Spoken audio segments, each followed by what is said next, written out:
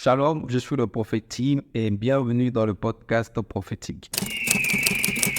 Dieu a un langage qu'il faut à tout prix décoder. Vous êtes les fils des prophètes et de l'alliance que Dieu a traitée avec nos pères. Nous vivons dans un temps où opérer dans le prophétique n'est plus une option.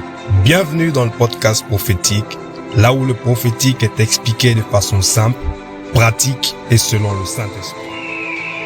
Avant toute chose, confiance ce moment à Dieu. Père, je te rends grâce, je te bénis. Maintenant, je te laisse toute la place au Saint-Esprit.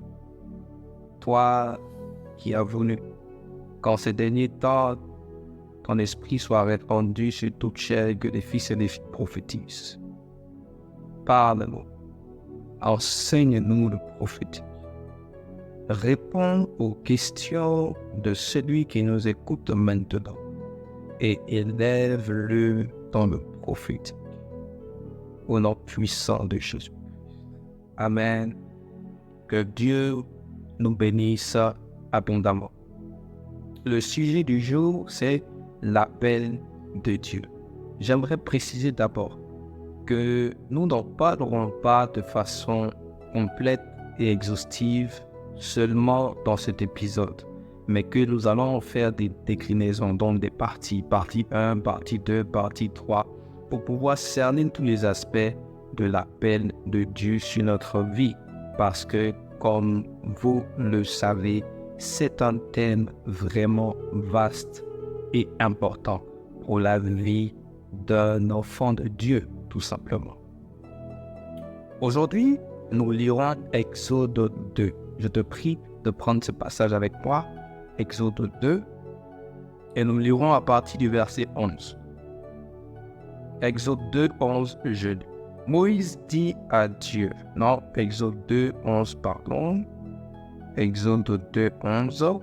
En ce temps-là, Moïse, devenu grand, se rendit vers ses frères et fut témoin de leurs pénibles travaux. Il vit un Égyptien qui frappait un Hébreu dans ses frères. Il regarda de côté et d'autre, et voyant qu'il n'y avait personne, il tua l'Égyptien et le cacha dans le sable. Il sortit le jour suivant, et voici deux Hébreux se querellaient. Il dit à celui qui avait tort, « Pourquoi frappes-tu ton prochain ?» Et cet homme répondit, « Qui t'a établi chef et juge sur nous? Penses-tu me tuer? Quand tu as tué l'Égyptien. » Moïse eut peur et dit, « Certainement, la chose est connue. » Pharaon apprit ce qui s'était passé et il cherchait à faire mourir Moïse. Et avec moi au verset 23. Longtemps après, le roi d'Égypte mourut, et les enfants d'Israël gémissaient encore sous la servitude et poussaient des cris. Ces cris que leur arrachait la servitude montaient jusqu'à Dieu. Dieu entendit leurs gémissements et se souvint de son alliance avec Abraham, Isaac et Jacob. Dieu regarda les enfants d'Israël et il en eut compassion. Amen, que le nom du Seigneur soit béni. Avant toute chose, j'aimerais te dire, abonne-toi, parce que des sujets prophétiques très intéressants et très édifiants seront traités chaque semaine, 2 à 3 fois voire. Abonne-toi et ensuite, prends note. Et si tu as des questions, écris-les juste en commentaire. Nous nous ferons un plaisir, si le Seigneur le veut, d'en faire des numéros de podcast précis pour ton édification. Que Dieu te bénisse là où tu es. L'appel de Dieu. Quelque chose de primordial. L'appel de Dieu. Sans l'appel, vous ne saurez pas où partir. Sans l'appel, vous ne saurez pas pourquoi vous êtes né. Sans l'appel, vous ne saurez pas quel but vous êtes en train d'accomplir. Et donc, les hommes pourront même vous acclamer sans que vous ayez un brin de satisfaction, même à l'intérieur de vous. Très important comme sujet prophétique, l'appel. D'entrée de jeu, j'aimerais te dire ceci. Il n'y a pas d'appel sans projet. C'est pas possible. Il n'y a pas d'appel sans projet. Il n'y a pas d'appel sans but à atteindre. Donc, on ne pourra jamais parler de l'appel qui est sur la vie d'un enfant de Dieu tant qu'on n'a pas parlé du projet global de Dieu lui-même. Parce que votre appel n'est qu'une pièce dans tout le dessein de Dieu. Et donc, pourquoi Dieu appelle donc ses enfants? Pourquoi Dieu donne des desseins, des objectifs précis à atteindre pour chacun de ses enfants? C'est d'abord parce qu'il a un projet global pour l'humanité et de façon plus poussée pour toute la création. Revenons ne serait-ce qu'un petit instant à la Genèse. Vous vous rendez compte que Dieu fait tout. Et après, qu'est-ce qu'il entreprend de faire? Il crée l'homme. Mais il ne crée pas l'homme n'importe comment. Il crée l'homme à son image. Donc, il se duplique, en fait. Il s'investit en une créature, sinon une création, qui est l'homme. Et il met son souffle à l'intérieur de l'homme pour que l'homme puisse prendre le relais. Et la preuve, c'est qu'après, ce n'est pas Dieu qui nomme les animaux qu'il a créés, mais c'est l'homme qui le fait, pas n'importe comment, mais selon la pensée de Dieu. Voilà pourquoi il lui souffle à l'intérieur pour lui donner la vie, pour commencer. Parce que l'homme a besoin d'interagir avec la vie de Dieu, donc la pensée de Dieu, pas comme il veut. Il est très important d'établir d'abord cette base. Et vous savez pourquoi? Parce que c'est la première étape vers tout appel. Vous ne trouverez jamais votre appel. Vous ne rentrerez jamais dans votre appel si cette première chose, vous manquez de la faire et vous manquez de l'établir comme base dans votre vie. Vous devez d'abord avoir égard pour le plan de Dieu. Vous devez d'abord considérer le plan de Dieu, premièrement. Et ensuite, considérer votre vie comme une des pièces, en fait, qui permettront d'accomplir, sinon de dessiner, sinon d'aller vers cet objectif divin qui a été au préalable établi par notre Père. C'est ça l'appel.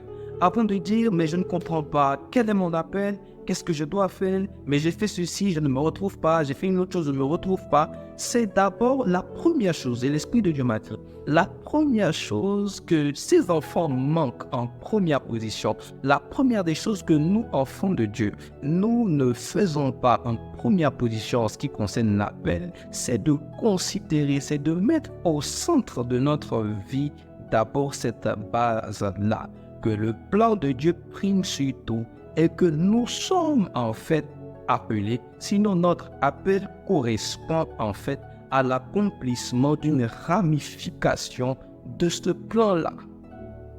Première base. Et j'ai schématisé ces choses-là comme suite. J'ai dit, mais pour ceux qui ont eu l'habitude de faire des puzzles, vous vous rendez compte qu'il y a des puzzles de 50 pièces, c'est vrai, mais il y a aussi des puzzles de 10 000 pièces. Et je pense qu'il y en a même plus. Et vous vous rendez compte que ce puzzle-là ne peut qu'être fait quand toutes les pièces ont été agencées de façon, en fait, ont été agencées comme elles ont été créées. Donc en symbiose. Il y a des pièces qui correspondent à la place 226. Si vous ajoutez cette pièce à la place 460, ça ne fonctionnera même pas. Et donc chaque pièce a été expressement taillée, faite, modélée pour être mise à un endroit précis qui donnera en fait à toutes les autres pièces de se positionner elles aussi à un endroit précis. Et c'est en ce moment qu'on pourra dire que le puzzle a été fait. Et donc c'est là que l'image maintenant globale sera remodelée et qu'on puisse dire félicitations, vous avez réussi le puzzle. Et donc tout ce puzzle-là, cette grande pièce, cette grande maquette que vous devez réaliser, c'est le plan de Dieu. Et les pièces, chaque pièce en fait, correspond à une vie. Donc la pièce, c'est toi et moi. Les pièces, c'est toi et moi. Et le puzzle, c'est l'ensemble, c'est le plan de Dieu, le dessein de Dieu. Première des choses, c'est vraiment primordial. Vous devez mettre le dessein de Dieu au centre de votre vie. Si vous manquez de le faire, vous tituberez dans votre appel. Pourquoi? Parce que le pourquoi de cet appel, vous ne l'avez pas au fin fond de vous. N'ayez pas le désir d'entrer dans votre appel seulement pour vous donner de vie. N'ayez pas le désir d'entrer dans votre appel seulement pour devenir quelqu'un, comme on dit. N'ayez pas le désir d'entrer dans votre appel pour ne pas vous ennuyer ou d'avoir quelque chose à faire. Non. Mais ayez d'abord la volonté d'accomplir le plan de Dieu. Ce n'est qu'en cet instant que l'appel se dessinera tout seul, sans bien d'effort. La deuxième des choses que je vais aborder, ce sont les dimensions de notre appel en tant que chrétien. Écoutez, votre appel, mon appel, l'appel de tout enfant de Dieu est sous deux dimensions. La dimension du sacerdoce et la dimension de la royauté. Le piège ici, c'est le suivant. C'est que vous verrez des gens qui accomplissent leur appel beaucoup plus dans le domaine de la royauté et vous en verrez d'autres qui l'accomplissent beaucoup plus dans le domaine du sacerdoce. Ne sachant pas que l'appel véritable est cet appel-là dont les deux dimensions s'entremêlent et sont en parfaite symbiose pour l'accomplissement du plan de Dieu. Donc Dieu vous appelle à exercer dans votre sacerdoce et dans votre royauté. Mais qu'est-ce que cela signifie de façon pratique? Je vous l'explique. De façon simple, cela veut dire que vous pouvez être un banquier et exercer dans le ministère d'intercession. Vous pouvez être un marketeur, vous pouvez être un vendeur, vous pouvez être un coach, vous pouvez être un sportif et exercer comme intercesseur. Vous pouvez être un directeur des ressources humaines et exercer en tant que pasteur. En aucun cas, la royauté a été un frein pour le sacerdoce et vice-versa. Dans la pensée originelle de Dieu, la Bible nous dit que nous sommes des prêtres rois, une race élue. Alléluia, un sacerdoce donc royal. Et que nous devons accomplir le dessein de Dieu. Si vous vous positionnez seulement dans votre sacerdoce, vous sentirez un vide. Si vous vous positionnez seulement au niveau de la royauté, vous sentirez un vide. Parce que Dieu ne vous a pas appelé à n'être que dans une dimension, mais dans les deux. Donc l'appel en fait a deux ramifications, deux vocations. Celle que j'appelle la vocation spirituelle, donc le sacerdoce, et une autre qui est la vocation professionnelle, donc la royauté. Si vous êtes appelé au ministère d'intercession par exemple, et que vous êtes une femme dans le marketing, ce que les gens font souvent, c'est qu'ils se disent, écoutez, je vais travailler, je vais épuiser ma vocation professionnelle. Donc je vais être dans le marketing, je vais être un banquier excellent, et puis si je finis et que je prends ma retraite, là maintenant, je vais me consacrer à l'œuvre de Dieu. Est-ce que vous avez déjà entendu ça? Je vais me consacrer à l'œuvre de Dieu. Généralement, on entend ces choses-là parfois dans deux cas. Le premier cas, quand quelqu'un décide de laisser tout ce qu'il fait et de faire uniquement ce à quoi Dieu l'appelle dans sa dimension sacerdotale, donc dans sa vocation spirituelle, ça c'est la preuve. C'est le premier cas dans lequel on entend « je vais me consacrer à l'œuvre de Dieu ». Et dans le deuxième, quand la personne décide en fait d'épuiser sa vocation professionnelle pour plus tard pouvoir venir maintenant faire sa vocation professionnelle, pour pouvoir venir faire sa vocation spirituelle. Ce n'est pas la chose qu'il y a à faire. Voilà pourquoi nombreux d'entre nous vivons une vie dans laquelle nous ne sommes pas à l'aise. Vivons une vie dans laquelle il manque quelque chose. On ne peut pas expliquer, mais nous savons qu'il manque quelque chose. Soit parce que nous décidons de privilégier, selon notre propre volonté, notre vocation professionnelle, ou parce que nous décidons de privilégier, selon notre propre volonté, notre vocation spirituelle. Et ces choses sont hors du plan de Dieu. Parce que l'appel qu'il donne a toujours été un bon mélange, en fait, de la vocation spirituelle et la vocation professionnelle. Et dans l'exemple que je donnais tout à l'heure, si quelqu'un est dans le marketing, ou si quelqu'un est sportif, ou si quelqu'un est dans les finances, ou s'il est dans les impôts, je ne sais, et qu'il a une vocation spirituelle, par exemple, d'intercesseur, donc il a un ministère d'intercession, en plus d'être un bon banquier, ou elle a un ministère d'intercession, en plus d'être, une bonne ménagère, qu'est-ce qu'elle va faire? Elle va décider de finir son travail de ménagère. Elle va décider donc d'aller à la retraite, ou ce banquier va décider d'aller à la retraite. Elle va finir d'épuiser, en fait, le domaine professionnel avant de se tourner vers l'intercession. Mais pendant tout ce temps où il a mis sa vocation spirituelle en stand-by, toutes les âmes, toutes les personnes pour qui il devait prier, pour qui son intercession devait avoir une grande valeur, est-ce que ces personnes l'attendent? Tous ces sujets pour lesquels il devait prier pour que d'autres trouvent un exaucement, comment est-ce que ces personnes-là font le temps pendant lequel il décide d'uniquement se consacrer à sa vocation professionnelle? Et je sais ce que vous allez me dire en ce moment précis. Vous allez vous dire, mais c'est normal. Il y a des hommes de Dieu qu'on connaît qui exerçaient d'abord dans la dimension professionnelle, donc qui exerçaient dans leur vocation professionnelle, et Dieu leur a demandé de tout lâcher pour se consacrer à un ministère à plein temps. Vous avez déjà entendu ça? À plein temps. Je ne vais pas en parler aujourd'hui, parce que ça va faire l'objet d'un autre épisode. Mais j'aimerais vous dire qu'il y a beaucoup plus de choses qui en ressortent que ce que vous pensez. Et même si ces hommes de Dieu-là devaient être des exceptions à la règle, cela ne définit en aucun cas comment Dieu procède de façon générale. Parce que croyez-moi, il y a très peu de personnes à qui Dieu demande de tout abandonner pour se consacrer rien qu'à leur vocation. Je veux juste dire cela. Dans un autre épisode, je vous donnerai toutes les ramifications et les déclinaisons de cela. Et vous comprendrez beaucoup plus de choses. Mais revenons à ce que nous étions en train de dire.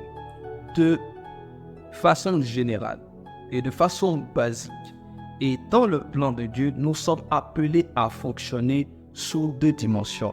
J'ai parlé des hommes de Dieu tout à l'heure. Et vous allez vous rendre compte que de plus en plus d'hommes de Dieu sont en train de comprendre maintenant que Dieu ne les avait pas appelés simplement à ne rien faire. Et de juste exercer le ministère auquel ils ont été appelés. Pas forcément. Même si c'est à petite échelle, ils se rendent compte qu'ils n'avaient pas seulement été appelés à juste prêcher et opérer dans le miraculeux, mais ils se donneront à des affaires, même s'ils ne sont pas en première position, donc en front line. Ils mettront des gens qui vont gérer pour eux, de sorte à ce qu'ils puissent se consacrer. Mais toujours est-il que c'est toujours l'exercice, en fait, dans la royauté, sans qu'il ne soit forcément en avant. C'est pour ça que j'ai dit, je vais en parler toutefois dans un autre épisode du podcast qui parle toujours de l'appel. Toi qui m'écoutes aujourd'hui, ne laisse pas le diable te tromper. Ta destinée prophétique a deux ramifications, une vocation spirituelle et une vocation professionnelle. Si tu manques l'une de ces deux vocations, ce sera comme une partie de toi que tu viens d'amputer. Et tu ne te sentiras jamais rempli. Tu ne te sentiras jamais comme étant en train d'accomplir un but, en fait, étant en train de travailler pour Dieu. Il y a des personnes qui sont dans l'exercice aujourd'hui et qui souffrent. Il y a des personnes qui sont dans l'exercice de leur vocation professionnelle et qui se sentent vides. Pourtant, le monde leur donne une sorte d'honneur. Comprenez bien ceci.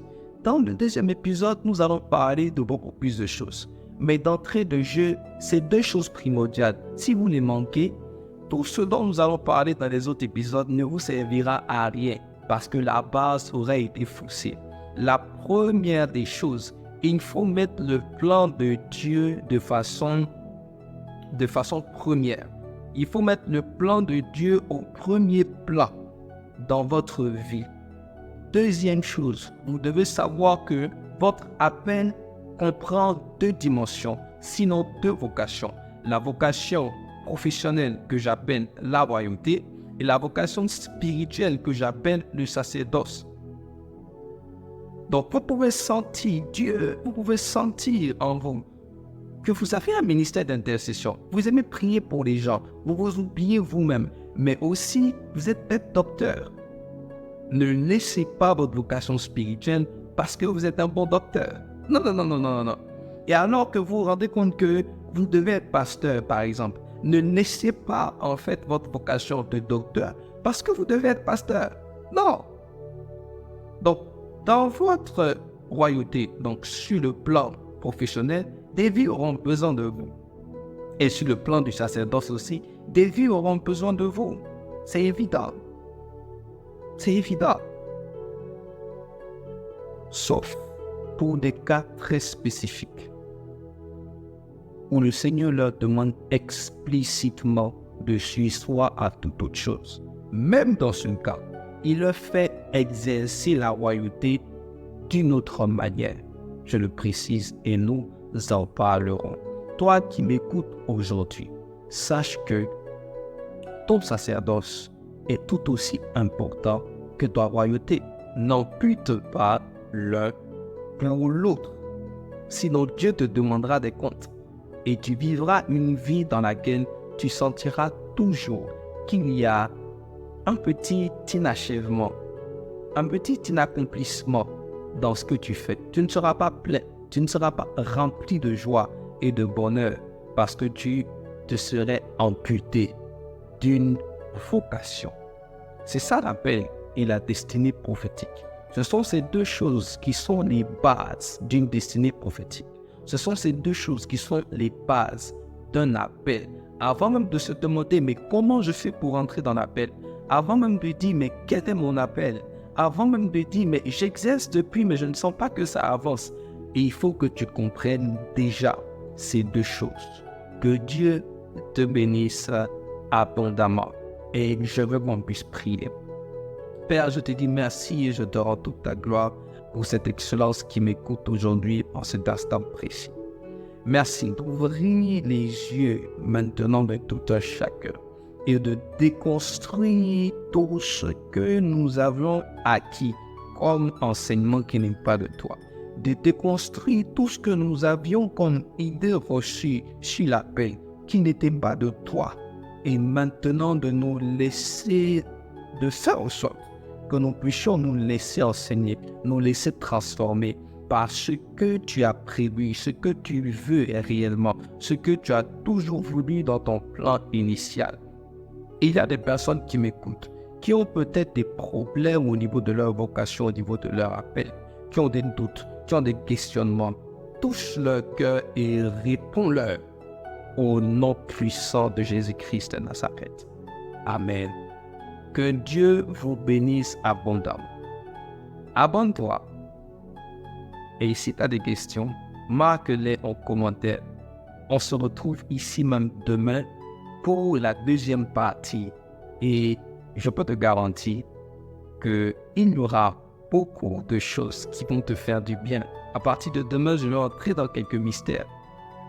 Nous avons lu un passage aujourd'hui, Exode 2. Demain, nous nous basons dessus. Nous lirons aussi Exode 3 et bien d'autres passages au fur et à mesure que nous avancerons dans les différentes ramifications de la paix. Il y a beaucoup de mystères dans lesquels nous allons rentrer. J'ai seulement senti par l'Esprit de Dieu que je devais seulement donner les bases, introduire seulement aujourd'hui et les mystères viendront après. Je peux te garantir que tu n'auras plus jamais la même vision prophétique de ce que c'est que la paix. Que Dieu te bénisse, c'était le prophète Tim dans le podcast prophétique. Stay blessed.